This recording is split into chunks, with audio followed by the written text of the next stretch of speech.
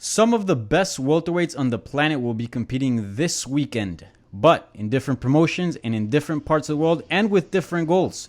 Some will be fighting to enter title contention and others will be fighting for gold. Hello everyone, my name is Danny Segura and welcome to MMA Fighting's Bellator 231, 232 UFC Singapore preview show. Joining me to break down all the action and all the storylines of all these cards is my good friend and the baddest man on the planet, Alexander K. Lee. First of all, thank you so much for doing this and including me in your bad boy schedule. I mean, I was kind of scared to approach you and ask you if you wanted to do this video with me, but it all worked out. Well, Dan, I've got a knife fight I have to be at in about 15 minutes, but I think I can squeeze it in. Those guys they're pretty tight, when those knife fights are scheduled, but they know me and they're afraid of me, so they're probably glad that I'm not showing up. Yes, for sure. Well, again, thank you so much for joining me. And as I said, this will be a little bit of a hybrid preview show. It's a buy one, get two free type of deal, except everything's free, so you all win. You're welcome. So the way I like to do these usually is chronologically, right? But the way this weekend is set up is first we got a Bellator event on Friday, and then very early on Saturday we got UFC Singapore, and then at night we got Bellator 232. So I don't want to go back and forth between Bellator and the UFC. It could be a little confusing. So let's tackle the UFC fights first, and then we'll get to Bellator since, Bellator will be finishing off the weekend of fights here. So UFC Singapore, this is an event that's going down on Saturday. I believe prelims start as early as 6:30 a.m. Or 5 a.m., so a lot of fun. And, not your most stacked card, but we've seen sometimes these overseas cards sometimes, or more often than not, they're not the biggest cards out there. But nonetheless, we got a pretty important main event, obviously involving two of the best grapplers in the UFC, two of the best grapplers in MMA, Demian Maia and Ben Askren. This is a pretty good fight, if you ask me. But before we get into the nitty-gritty of this matchup and the storylines, I'd like to ask you about Ben Askren taking this fight. Because, look, not so long ago, he was part of the fastest KO in UFC history, and he was on the receiving end of that. Got knocked out by Rory MacDonald with a flying knee. Pretty scary stuff. He was out for a little bit, and here he is getting sort of a quick turnaround fighting Demian Maia. In fact, he's fighting, a lot sooner than the guy who knocked him out, Rory Masvidal. I know that, obviously, Demian Maia is a grappler, but nonetheless, this is still a fist fight. Do you have any concerns about this matchup? Not that much. I think I remember shortly after, if not immediately after, Ben Askren was knocked out by Masvidal, there was definitely people saying, like, hey, maybe they gave him Robbie Lawler's first fight. They gave him then Masvidal. Why not, give him someone who's a little more grappling minded? And I'm almost sure Maia was like the first name that came up. So, when this matchup was made, there was the kind of thought, like, maybe this is a good thing for Ben. This is what he needs. And especially if he plans to fight again this year, this is the kind of a quote unquote low impact, if there's such a thing at this level of MMA, a low impact opponent. I mean, I'm sure people would laugh if Maia took him out with a head kick. Maia doesn't have like a terrible kicking game. He's shown in the past. He kind of likes to throw some kicks and stuff. So I don't think that's going to happen. But, as far as I have no problem with him fighting again soon.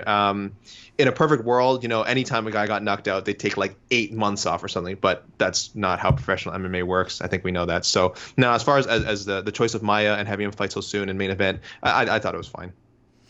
Yeah, for sure. Nonetheless, it is still a little concerning, not super concerning, obviously, keeping in mind who Demian Maia is. But then, you see cases like Stephen Wonderboy Thompson, who also suffered a pretty bad KO against Anthony Pettis. And, he's telling the UFC, like, yo, chill, I'm going to take my time off. So, yes. Also, Ben Askren is a pretty intelligent guy, pretty articulate. So if he feels like, he can compete, I'm pretty sure he's good to go. So let's talk about the actual matchup. Demian Maia, for those who don't know, maybe the last time they remember him or saw him was probably losing, but the man is in a sneaky run. He's 2-0, picked up some nice wins. Man, what can you say about him? I mean, it seems like all the time he goes, or maybe not all the time, but often he goes into these kind of streaks where you think, all right, he's done. This is the decline of Demian Maia. And then for some reason he has some sort of reinvention, and then all of a sudden, he's back on a good streak and looking good. What do you make of him at this stage in his career? Yeah, I remember the Lyman Good fight. So his last two wins, Anthony Rocco Martin and Lyman Good. Lyman Good, people were pretty confident that Maia would be able to take him out. Lyman, not known as the strongest grappler. Maia, of course, maybe the greatest grappler in his division, one of the greatest grapplers in MMA history. So that one wasn't surprising. The Rocco Martin fight, there was definitely a lot of people who were saying, okay, this is Rocco. I think Rocco was 2-0 or 3-0 at 170. They're like, oh, this is perfect. This is Rocco's step-up fight. Now he becomes top 10. He moves on. And I remember it being a good fight. It wasn't like Maia blew him out, but man, when again, there's not a lot you can do once that gets his hands on you. And Rocco found that out. Again, it wasn't a blowout, but yeah. So it's funny. Maia is at that stage where he's in the top 10, and you do feel like anyone outside the top 10 isn't, he really isn't capable of beating him. But he's also seems so far away from ever being in the top 3, top 4 contending again. So again, in many ways, this makes Askren the perfect matchup because I think through the first 2 fights, people still don't know what Ben Askren is. Mm-hmm. He came into the UFC, people saying, hey, maybe he's a top 5 welterweight. We don't know. He's never lost. And then the results again have been strange. Again, the controversial Lawler fight, getting knocked out in 5 seconds. So we still don't know. And are those guys just really good and terrible matchups for Ben Askren? Not to mention he got caught by a knee in 5 seconds. What does that even mean? Mm-hmm. Or is he actually kind of not really a contender? And we'll find out in this fight. So yeah, that's the great thing about the Maia matchup. And as for Maia, again, you can't count the guy out, especially when it's against another grappler. Mm-hmm. If this is a pure grappling matchup, I will never bet against Maia. I'm sure a lot of people would say the same thing about Askren, and I almost would too, unless he's facing Demian Maia, which he is. Yeah, this is going to be a very interesting matchup. And we'll get to your prediction and actually how you see his matchup playing out in just a second. But let's talk about Ben Askren. Huge name. He entered the UFC undefeated. A lot of people were wondering, is he the best welterweight on the planet? Maybe. In fact, much of the talk when he entered the UFC was we'd like to see him versus GSP. And even before that, the whole talk was Ben Askren, GSP. What would that fight look like? Who's the best welterweight on the planet? He had that Robbie Lawler performance that was very controversial. Then the loss. How important is it for him to get a win over here, especially over Demian Maia? Because it seems his reputation is on the line. I mean, if he takes an L against Demian Maia, I'm not saying he can't turn things around and have success in the UFC, but that conversation of him possibly being, one of the best welterweights on the planet, I think it'll dwindle down. I don't know if you agree. Yeah, I definitely do. Especially since, look, he's 35 years old. I'm not saying he's like out of his prime, but that is fairly old for a fighter, for an athlete and someone who's been doing combat sports like his whole life. So, what we see with Ben Askren is what we get. There's no like, oh, well, if he loses this, maybe, it's back to the drawing board. Maybe who knows what kind of improvements he can make. It's like, we kind of know what he is. I'm not saying fighters, once they reach a certain age, can't get better, but at this point it is a lot of maintenance. And again, you know who they are. As far as his reputation as being top, yeah, I mean, look, he's not the kind of guy. He does talk a lot. Yeah. But I still feel like he can talk himself into big fights. I think talking himself up the rankings is going to be tough. He has that reputation of not being the most exciting fighter. I think that's a little overstated. He's had some dominant performances. But for sure, people think of him more as, oh, he's a boring wrestler guy who also happens to talk a lot. And before the Masvidal fight was also undefeated. He had the mystique of being undefeated as well. So that was a good combination. Now he's lost to undefeated. I win here. I don't want to say it makes or breaks his UFC career because I think again he could still have big fights ahead of him. Mm-hmm. But this will set him back a bit, and he may find himself facing again someone outside the top 15 should he lose this fight. Yeah, I totally agree with you. I think you can't never write out a guy. I mean, we're talking about Demian Maia. He's fighting Demian Maia, a guy that we often go, okay, he's done, and he turns things around. So you can't really say the same thing about Askren. But I do think that if he loses here, it'd be a huge setback. Let's talk about the other scenario. What could a win here mean for both guys? I mean, it seems for Demian Maia, it'd be 3-0. That's a nice little streak, especially at welterweight. And for Ben Askren, yeah, it'd be bouncing back from a loss. So it'd be good, not necessarily he'd be on a streak, but nonetheless, you just mentioned that he does talk big game, and he's got beef with Covington, and he's got beef with Kamaru Usman, the two guys that are fighting for the title at the end of the year. So, what could a win mean for both guys? Again, for Maia. So you mentioned those names. Unfortunately, Maia, he's fought those three guys already. It makes a lot of sense for Askren, like you said. Maia, he's fought Woodley, he's fought Covington, he's fought Usman. I don't know if a lot of people are begging to see those fights happen again. So a win for him, sadly, does not really put him in great position to fight any of those guys again. Again, he just ends up probably getting put into another situation, facing another up-and-coming welterweight, or another welterweight like Askren, where they're trying to gauge what his value, what his competitive value still is. Askren, it's huge. It's huge. He gets this win. He beats a top 10 guy. He can easily talk his way into a fight with any of these guys. I mean, not Woodley. Obviously, they're friends. They probably not planning to throw down anytime soon. But Usman and Covington, yeah, I mean, he can get the loser of that title fight. I don't think he would get the winner. That seems unlikely unless they're really, really short on like they really need a contender for some reason, someone who will fight anybody. But he could get the loser. I could see him facing the Usman Covington loser, and a very sellable fight. So yeah, Askren really needs that win to stay in position for that. I don't think a loss, even then, they would give him the loser of that fight. I don't think they would pair them up that way. Yeah, I would have to agree. Probably the people that have that would get next crack at the belt or the guys fighting for your title, for the BMF belt. So we'll see what happens there. But yeah, it's crazy how this fight could potentially set Ben Askren very far back, or it could propel him into some big fights. So let's get your official prediction. This is a tricky one. Two grapplers, two really, really good grapplers going at it. How do you see this one going? I think Maia wins either way. Like I said, I think he's a superior grappler, and I think should it be a stand-up battle, which a lot of people are saying it's going to be, and I understand why. We've seen this hundreds of times. Two grapplers, that can't take the fight to the ground. The difference is Askren is a takedown artist. He can get a fight to the ground against anybody. Yeah. So I do feel like there will be more ground action than people are expecting. I think Askren's going to find out that's really not what he yeah, right. I think he's going to find out that's really not what he wants. Maia is so friggin' strong. I'm not saying Askren isn't, but Maia is ridiculously strong. I remember when he was at 185, he was strong. And then he dropped down to 170, and it was crazy. Like, just manhandling people. Plus the technique, it's crazy. So, yes, I'm predicting he wins a good, I don't want to say super exciting, good all-around battle, and hopefully not a 5-round pitter-patter, split decision, striking, non-duel. So Maia either way. Yeah, I feel like this one we're either in for a really, really good grappling chess match, or potentially what we've seen happen before, just the two grapplers striking. But hopefully it's the first option and not the later one. So let's talk about now the co-main event of the card, a pretty interesting one, kind of flying under the radar if you ask me. Not much buzz around it, but I think it's a super solid fight. A storyline, I think it's very, very interesting. I'm talking about Mr. Michael Johnson taking on Stevie Ray. Big fight here for both guys.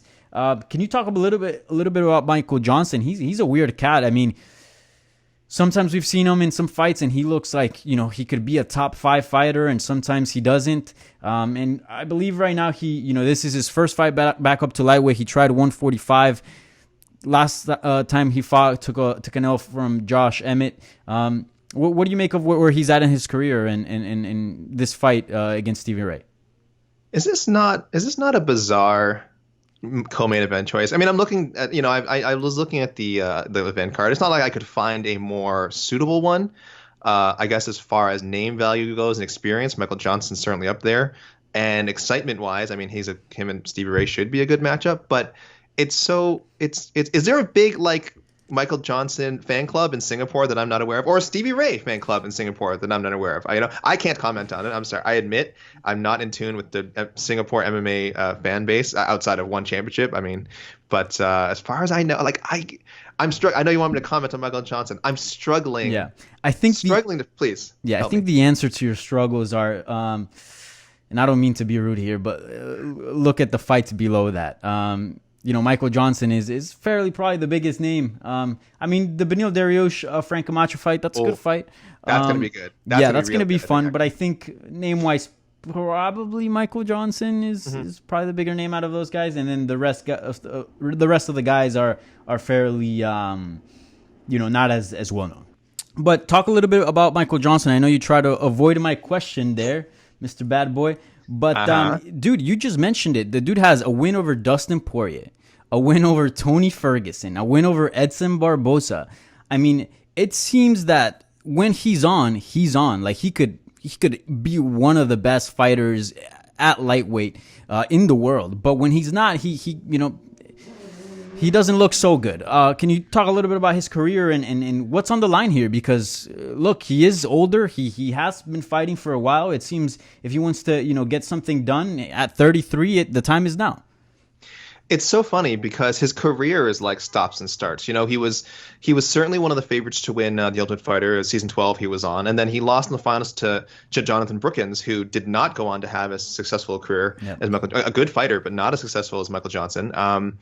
And then then there was the win over Tony Ferguson, which was, I guess it was before Tony Ferguson was a top prospect, but before he had become the Tony Ferguson, the El Kukui that we all know and fear. So I think people didn't quite realize the impact of that yet. But then, like we said, he's got wins over, I'm just looking at his list now, Joe Lazon, Gleason Tebow, you said Edson Barbosa, and Poirier, which was not that long ago. I know 3 years in pro sports time is like 20 years now. But don't forget, he's got a win over the GOAT as well, Artem Lobov. He does have, yes, and that's even more recent. And it was a knockout win of Dustin Poirier, first round KO. And his losses are like, to Khabib, Justin Gaethje. Like, that's not the worst thing. Josh Emmett, that went to to the third round before he got knocked out. So he's a little bit like Jeremy Stevens, at least just looking at his record and how consistent he is. Where again, you do feel like he could beat anyone. I'd say the same thing about Jeremy Stevens as well. Though Johnson's ceiling feels like even a little bit higher because of the Poirier and Ferguson thing. Yeah, so it's so strange. And again, you don't know with a guy like him. Is it possible he still goes on a title run someday? Like, again, I would say no, but we've seen stranger things, and could a win over Stevie Ray kind of right the ship? Yeah, of course. In the lightweight division, that's a solid win, and it'd be huge for him. Yeah. All right, so I think that does it for UFC Singapore. But before we go, official prediction for Stevie Ray Johnson. Who you got? Oh, you're asking me to predict a Michael Johnson fight? Yep. You know what? We've said so many nice things. Well, Michael's going to win. He's the better fighter. All right. Yeah. And now, before we go, any highlight as far as UFC Singapore? We wrap things up with this card. Any fight you'd like to highlight? Any fight that you have your eyes on this card? Well, like we said, Dariush Camacho could be a fight of the candidate. Camacho is a madman. So he's either going to draw Dariush into a 3-round war, which would be awesome, or he might just get submitted. But he's tough to submit. He's only happened once. But Dariush is really good in the ground. And I would just say you got to look out, of course, for Sidi Lagan, who's fighting on the main card. He's fighting Dontel Mays. Everyone's saying he's the next Ngannou. I don't want to make that comparison, but is he a heck of a heavyweight prospect? Oh, yeah. 4-0 so far. Good matchup with Dontel Mays. So those are the ones to look out for, and those are both in the main card. Yeah, I would agree. Those are the fights I'm most excited for besides the main and co-main event. And also want to point out Enrique Barzola, El Fuerte. Yes. He'll be taking on Movsar Evloev. For those who don't know, Movsar, he's 11-0, a complete stud. I mean, he's one of these guys that are coming out from Russia, right? That just are complete killers. Doesn't have a big name, so a lot of people are probably not, lining up to fight him. And Enrique Barzola was like, "F it, I'll fight him." And he's been looking good ever since he switched to AKA and learning a lot from Khabib. He told me himself, so that's also a fight to look out for. But anyways, fun card. Remember, it's on Saturday, 5 a.m. Eastern, so great time to watch some fist fights, so make sure you tune into that. Now, let's move on to Bellator. Bellator 231 taking place in Connecticut. That'll be on Friday night. It starts at 9 p.m., I believe the main card, right? The prelims start earlier, around, I believe 7:30, if I'm not mistaken. I think it might be 6 for Friday, I think. Okay, yeah, 6. Either way, by the way, check out, do you have predictions, Colin, for this?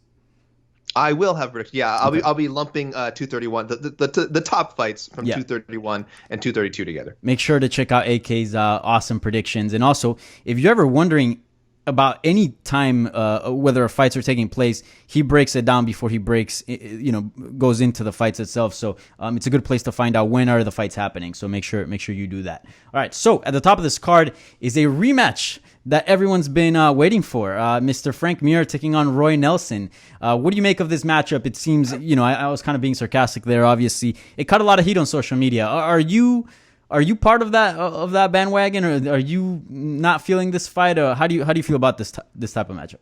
Well, I'll be honest with you, Danny. I actually thought it was kind of okay. I wasn't thrilled with it, but I thought it was okay. I think any heavyweight rematch can be fun. Mm-hmm. But then I saw your interview with one Mr. Frank Amir where he was kind of like pooping on the matchup, and I'm like, he was, he talked to you. He talked to you and he told you like, yeah, I'm not too hyped about it. It's we're both good grapplers, so I'm not going to be able to submit him. So it's probably just and I don't want to get knocked out. So it's probably just going to be some careful striking for three rounds. And I'm just like, Frank? Why? Frank's a real dude. Don't you know? I like He's Frank real, here. yeah. Yeah, he's a real dude. He speaks his mind on topics. He's got his own podcast. He'll be truthful about stuff. This is a situation where I'd be like, just fake it a little bit, Frank. Just sell the fight to us, because yeah, it was a tough one when it was announced, and I was kind of talking myself into it. And then he said that stuff yesterday, and I'm like, well, this is great. Yeah. Look, I agree. I mean, when the matchup was first announced, look, first of all, I'm a fan, not a huge fan, but partially of the Legends division, the Legends League. So, look, I like fighting. I like seeing these big names that are older fight. I think, I'm not against, a lot of people are like, oh, people should retire, if you're old. I'm like, no, you shouldn't. If you want to keep fighting, but fight appropriate competition. So if you're fighting other guys that are in your same range, I think that's fine. And look, these guys are legends of the sport, really. Probably more Frank. He's achieved more, to be honest. But, I didn't hate the matchup, but I wasn't super stoked. But I saw on social media it caught a lot of hate.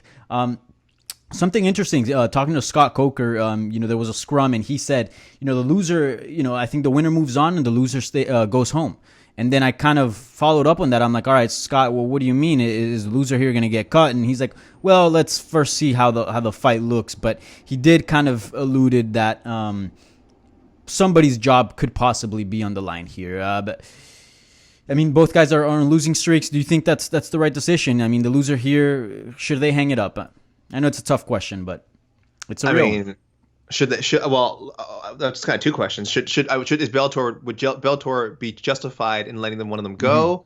Yeah, probably, as cold as that sounds. Do they have to retire? No. I'm agreeing with kind of what you said at the beginning. Like, look, as long as they feel they can compete in a safe way, and it's not, too deleterious for their health, then yes. Now it's hard for a fighter to be the gauge of that. I would hope they surround their guys like Frank Mir and Roy Nelson are surrounded by teams and family and friends that would, that they trust and that would let them know when it really is time to hang them up. I'm a little scared by some of the stuff that Frank said about, he was talking about like, he was in the Javier Ayala fight before the things happened, and then he was in I guess he thought he was in the Fedor fight before that went downhill. That's the kind of talk we kind of heard from Chris Weidman. Chris Weidman, and he wasn't wrong. If you look a lot of Chris Weidman's recent fights, he was doing okay until he wasn't. But then he was saying a lot of that stuff, and his coach was, Coach Ray Longo before the Dominic Reyes fight. And gosh, we got like the worst case scenario there. Just Reyes just crushing Weidman. Now, Roy Nelson is not Dominic Reyes. He's not a young prospect. He does have a lot of knockout power. So I respect that competitors like Frank Mir at this stage, they're always thinking like, I was one or two mistakes away. I fixed those. I'm right back in it. And plus he has a win over Roy, which can only help his confidence. Yeah. But I am really scared that this time Roy catches him with that big right hand or something, and Frank goes down again and still insists on fighting. But it's what a fun preview I've given for this fight. I apologize to everyone. So just downer. Official prediction. Who you got? I hadn't even thought about a winner. Again, after the... I mean, Frank beat him pretty handily before in MMA. I know they grappled before. That was 8 years ago, though. It was 8 years ago. It's a long time. And it's heavyweight, I'm going to... I couldn't even drink legally 8 years ago. Well, now you're really making me feel old. I just didn't like what I heard from Frank Mir this week. I didn't love what I've seen from him in the cage recently. I think Roy's fared a little better. I'm gonna go with Roy. Roy wins the decision. Fair enough. Now this card is actually prelims wise probably the best card out of all weekend. Am I mistaken here? Am I correct? No, there's some good names on here. There's some names here who have either have kind of just missed out on other promotions, and it looks like they're getting their chance now. Like Tim Karen. Tim Karen's a guy who was like brushing with the UFC. He had a contender series and then some weird circumstances, and I think he might have had some sort of suspension as well. But a talented guy. He's on the undercard. Steve Mowry, he's undefeated. I know that's a guy they've been talking about, heavyweight. And Talita Nogueira, fresh off of challenging for the Bellator featherweight title. That was probably a little too much too soon for her. So we'll see if this could be a good fight for her. And I'm just glad to see that Bellator does keep their sort of women's featherweights active. Yeah. You know. Yeah, that's certainly fun. It's a functioning division, and that's always nice to look at. Also on this card, Phil Davis fighting in the co-main event against Carl Abrechtson. Hopefully I said that right. Yeah, something like that. Yeah. Also, Ed Ruth, I believe the last time he fought, he took an L from Neiman Gracie, if I'm not mistaken, yes. right? So, he was undefeated. Let's see how he looks, first fight back from his first professional loss. Obviously, a super exciting prospect. Also, Beck Rawlings is on the card. She hasn't fought in MMA in a while. I think the last time she won in MMA was like in 2016. We know BKFC and bare knuckle boxing has kept her busy. So curious to see how she looks, back into MMA. Jake Hager also on the card. Some fun fights here in Bellator 231. I left out one, Danny. Good old Canadian boy Mandel Nalo coming off that insane knee knockout of Carrington Banks. Two finishes in Bellator so far. He's 7-0, so I got a shot on my boy. But he's got a tough guy. This guy Achilles Mota, who's 11-1 and just fought for the for an LFA title, and he didn't win. That was the only loss, but he's really tough. So that's a great prelim fight. I'm somewhat rooting for Nalo. Sorry, biased Canadian here, but yeah, that's gonna be a good one. Wasn't on my radar, but it now is for sure. So now let's move on to the last card that we're going to break down here. It is Bellator 232. The main event of this fight is Rory MacDonald versus Douglas Lima. One of the best title fights that we've seen in Bellator. A really, really exciting rematch. The belt is on the line. The Bellator Welterweight Grand Prix belt is also on the line. This is the final of that tournament. And also $1 million, courtesy of 50 Cent, is also on the line. So huge fight, huge moment here for both guys. First of all, real quick, yes or no, this is the best fight of the entire weekend? Yeah, I mean, yes. And to make it not a quick answer, I'll just say this is how tournaments and Grand Prix are supposed to work. This is, it could have worked if they had something cool, like, a new challenger emerge as well. That also could have been exciting. But you also get this great storyline where after they fought the first time, and people wanted an immediate rematch. And then you could have done it, but now you kind of got to build it up. You got to let them fight and build themselves back up, or build themselves even further against other guys. You had the drama with Rory, like, oh my gosh, is he going to retire? Then he has that great performance against Neiman. And then you got Douglas Lima just putting a stamp on the Koreshkov trilogy and then becoming the first guy to beat MVP. That was so exciting. And then so there you go. You have your two best guys meeting in the finals for the title, for all those prizes that you mentioned. This Grand Prix could not have worked out better for them. So kudos to Bellator for all that working out. Kudos to Bellator. I know sometimes they get some hate. Obviously, we just talked about the 231 matchup with Nelson and Mir. But look, something the UFC gets criticized for, and something I don't like that they do often, is immediate rematches. Right? We saw an epic fight. All right, let's do it. Bellator let this one cook. And look, just hearing you talk got me excited for this fight. I mean, the storyline is so good. The fight is going to be so good. I mean, I'm really, really looking forward to this main event fight. So I only asked this question to Bad Boy. So I asked it to Rory MacDonald. I asked it to Douglas Lima. Now I'm going to ask it to you. When you saw the bracket and you saw that Rory MacDonald was one bracket and then the other bracket was Douglas Lima, did you know this was going to be the final? Did you have a feeling, okay, this is what's going to go down? I had a weird feeling about Neiman Gracie. I'll be honest with you. Maybe I'm one of those so-called MMA journalists dazzled by the Gracie name. But he had really shown a lot, and I would admit I was impressed. After that Ruth thing, I was like, oh man, this kid's gonna do it. And then Rory having that sort of moment of I don't know, whatever you want to call it, sort of clarity after the Fitch fight and kind of just tough fight. He didn't look. It definitely was not his best fight. Yeah, there was definitely my thought, like, yeah, Neiman's going to do it. Like, maybe this is going to happen. So I'd be lying if I said I assumed that this rematch was going to happen. But it makes a lot of sense that it did, though. Yeah. And now let's talk about, you just mentioned there sort of the things that Rory MacDonald went through in this tournament. Let's talk about that. He fought John Fitch to a draw. Then he said what he said in his post-fight interview, basically saying that he did not know if he wanted to do this anymore, that he had some reservations, with religion and about his profession and all this, and a lot was made from it. And then he had to do a quick turnaround. I believe it was like 5 or maybe 6 weeks. I mean, he had a fight in June against Neiman Gracie. So that was that one pretty quick. He got the victory there. Now it's been several months that he got to take a break. He just had his first baby boy, his son. What do you make of that? Do you think he's past that? He says he is. Everything's cool. But what do you make of those comments? Is that still lingering in your mind entering into a Douglas Lima fight, who's a guy that could potentially push him very, very far? It's definitely still a factor, but I feel like I think he said his faith is relatively new, not within like the last year, maybe within the last couple of years. So that can be a big change for a guy. And again, the world became aware of it after the John Fitch fight, right? He spoke very openly about it. A lot of fighters speak openly about their religion, but he did it in so close to his fight and so related to how it affected his fighting life. I don't think I've ever seen that before. But based on the Neiman Gracie performance and some of the things he's been saying in interviews lately, it does sound like he's finding that balance, that if not reconciling the two, learning to separate them, learning to not necessarily bring that mentality of, oh, I don't want to hurt my brother. I don't want to hurt my fellow man in the cage. He can still have that attitude when outside of the 25 minutes or 50 minutes that he's supposed to be beating someone up. And he sounds comfortable. Again, maybe I'm reading too much into the Neiman Gracie win. And again, just and interviews in general. But I am not concerned about his faith or any sort of change in mindset in that regard affecting his performance against Lima. Like whatever happens, should he lose, I'm not going to say it's because because he's such a religious guy and that threw him off. I won't go that way. And who do you think has had the most impressive run? Oh, I mean, just on Lima. I mean, Lima, man, the MVP thing, God, that knockout was spectacular. And then again, even with Koreshkov, the trilogy fights, he looked so much better than Koreshkov in that third fight. Yeah.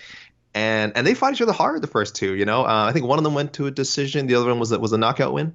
So I expected the third to be a lot closer. And he really handled them. And I think finished, and it was like the best way you could do it. He handled them for almost the entire fight and then finished late. So for sure, Lima. And, you haven't asked for my prediction yet, but I'll just say, yes, for sure, Lima. Prediction. Yeah, look. Who will be drinking champagne with 50 Cent at the end of the night? Probably not Rory if he wins. Does he drink? Maybe I don't think Rory drinks anymore. I think that might be part of his. Yeah. No, well, I think he can still pop the bottle, He can, yeah.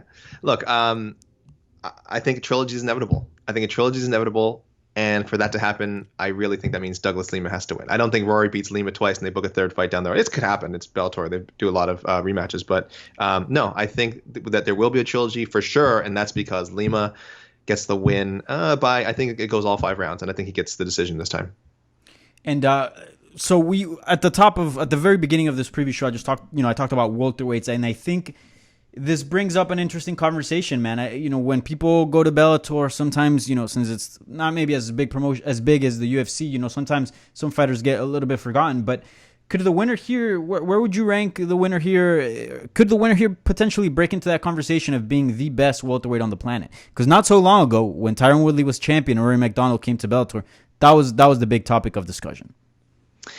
Don't you hate that both these guys are, I mean, we love modest athletes, but I wish both of them, I'm sure I'm not the only one in the media who's been trying to get one of them to say, yes, I am the best. But they're both such class acts. Yeah. And I think they've both given some variation of, well, if I competed in the UFC, I'm sure I'd be right there in the top 5. I'm sure I'd be competitive with anyone in the top 5. Like I spoke to Lima recently, and that's what he told me. And I'm like, darn it, Douglas, him and his brother Diego, you're so nice. Stop being so nice. Talk some trash.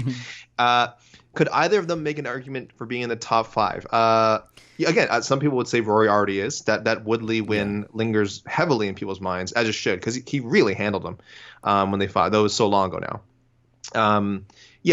I'll say I think it'd be almost.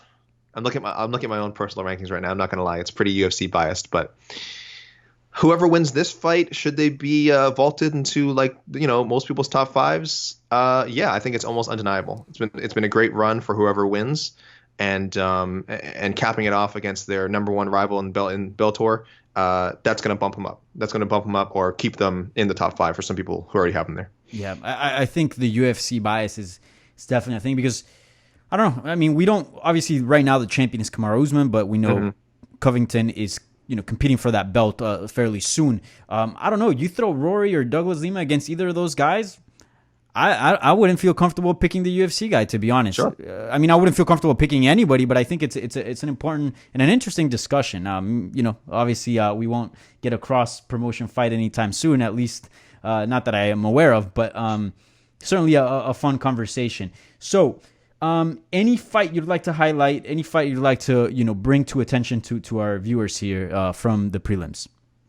Gosh, 232 is really like slim pickings compared. Sorry, no disrespect, but I think anyone looking at the thing, just the records, this looks a little more like a typical Bellator card with a lot of guys that they just hire for one-off fights. 231's a little bit more stacked in that regard. I guess just Patrick Mix. I think Nick Newell's in action, always intriguing, but I do feel like fighting in Connecticut, fighting in Connecticut, which is great. But I do feel like they've given him a bit of a light touch here. And I hope that they give him a name, someone who's been in Bellator, has a few Bellator fights under their belt next time. Yeah. But that's fine. He's in his hometown, showcase fight, no problem there. Patrick Mix, on the other hand, 11-0. Everyone's talking about this kid. He's submitting people left and right. He's 20? He's super young, right? He's 26. Okay, it's not super young, but he's young. 90s he's baby. Just in the edge of his prime. So it's very exciting. He'll be fighting Isaiah Chapman, who I'll be honest, I'm not familiar with, but it does feel like another showcase fight, but not in the same way. So I think they're doing a good job here. They stacked the top four with names: Rory, Douglas Lima, Paul Daly, Saad Awad, and then you've got a lot of prospect and kind of showcase fights under it. So yeah, Patrick Mix, watch out for him. I know a lot of people want to know when he's fighting next. Well, it's Saturday. Yeah. Also, I know it's not part of the prelims in the common event. Paul Daly's taking on Saad Awad. Short notice fight for Saad Awad. This wasn't the original bout. I believe Paul Daly was originally scheduled to face Sabat Homasi. Yes. Yeah. But nonetheless, look, I think this was also an interesting fight. I know Awad is usually a 55er, but very experienced guy, very skilled. And I've always been a fan of Paul Daly. He has a fun style whenever he's not fighting a guy named MVP. So we'll see how that fight turns out.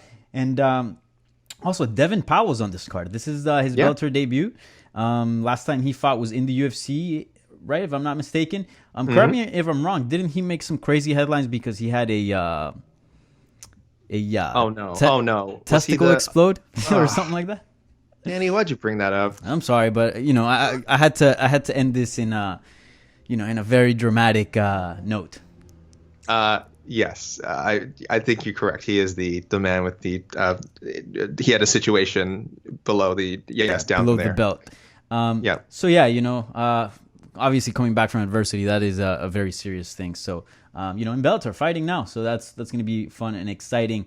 All right, before we go, best card of the weekend, because it's interesting. Ooh. Some have better main events, but then some, the prelims might be looking kind of shaky. If you had to pick one card, which one would you pick? Wow. Why was I not prepared for this? It seems like such an obvious question. I'm going to have to go with the top heavy Bellator 232. Again, I don't think top to bottom it's the strongest card. It may actually be the weakest card top to bottom, if we're being honest. But boy, that number one fight, that main, that's the one everyone's looking forward to. That's a one fight. And again, Daly Awad's going to be action. Like we said, Newell and Mix should have exciting performances. We didn't even mention Robin van Roosmalen. He's a Glory champion. He's making his Bellator debut. So that's very cool that they put him high on the main card. So they're certainly expecting him to knock somebody's head off. We'll see if that's how it goes. So yeah, there's enough intrigue on the lower part of the card to make it watchable, I feel, and then you get that top two fights: Daly Awad banger and MacDonald Lima best fight of the weekend. So I'll go with top heavy. Yeah, I would have to agree. I mean, that's the best fight in this whole weekend. If I have to sit through prelims where I don't know much about the other guys, I will. If I have to, just for watching that final of the welterweight Grand Prix. So fantastic stuff. Alex, thank you so much for joining me. Great stuff, man. Great insight, like always. You can follow him at Alexander K. Lee. You can follow me at Danny Segura TV. Enjoy the fights. Leave a comment. Subscribe to this channel. Give this video a thumbs up. And that's it. That's all we got. We'll talk to you guys next time.